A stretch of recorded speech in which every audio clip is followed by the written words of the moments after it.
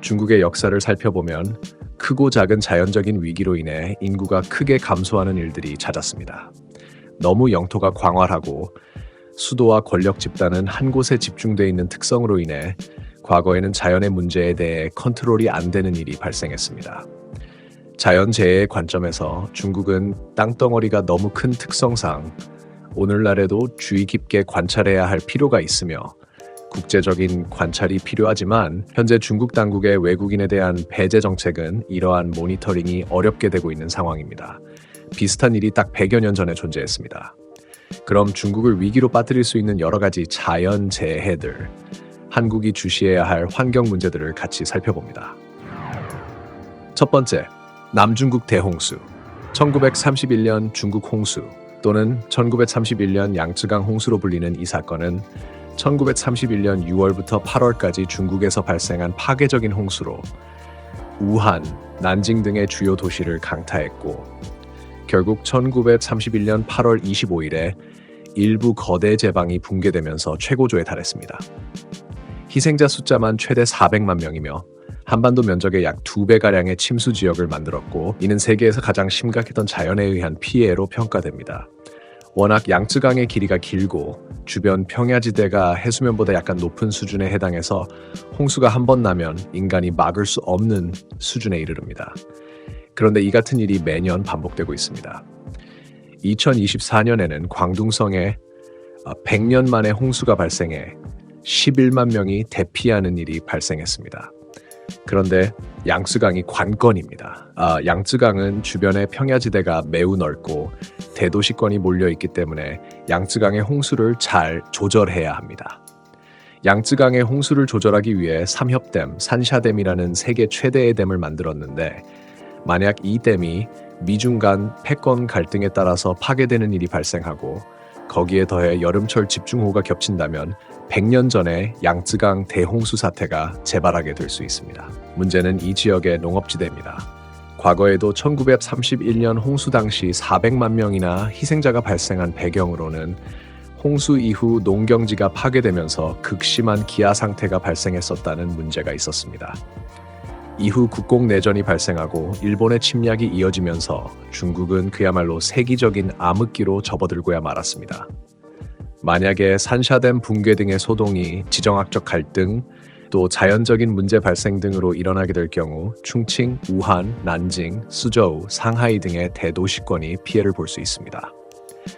공교롭게도 이 지역은 중국의 핵심 산업 벨트이며 주요 군사시설이 밀집되어 있습니다.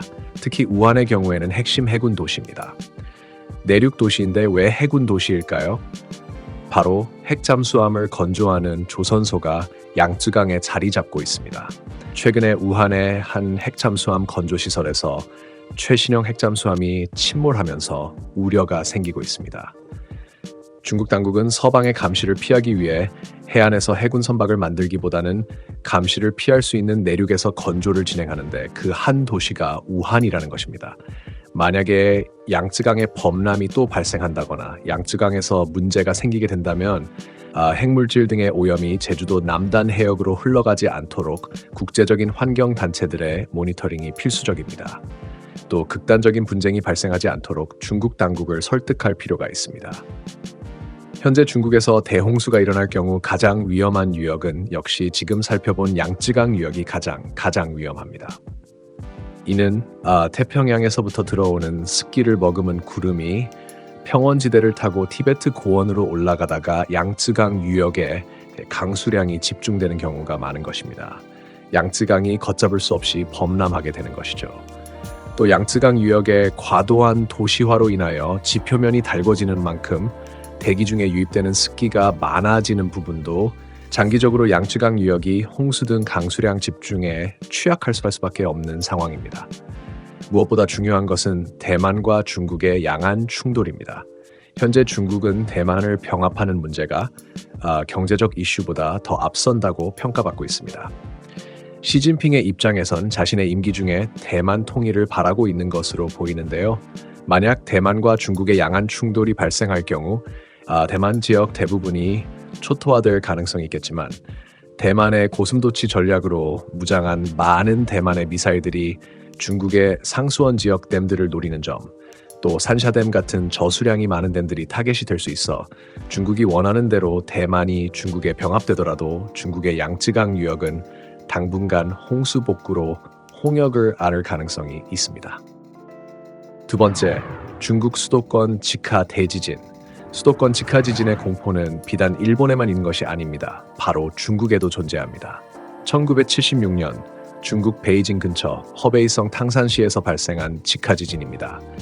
희생자 숫자만 60만을 넘는 규모로 최근에 발생한 지진치고는 엄청난 피해가 발생했습니다.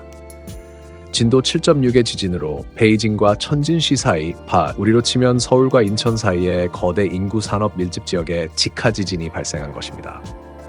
중국 수도권엔 마치 일본의 난카이 트러프와 흡사하게 탈루 단층대, 탕산 단층대가 중국 베이징 수도권을 관통합니다.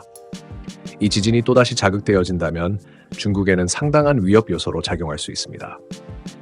문제는 중국의 지하 개발이 문제가 될 수 있습니다. 최근 중국은 부족한 수자원 문제로 인해 지하수를 뽑아다 마시면서 집안 침하 현상이 대도시권에 심각한 상황입니다.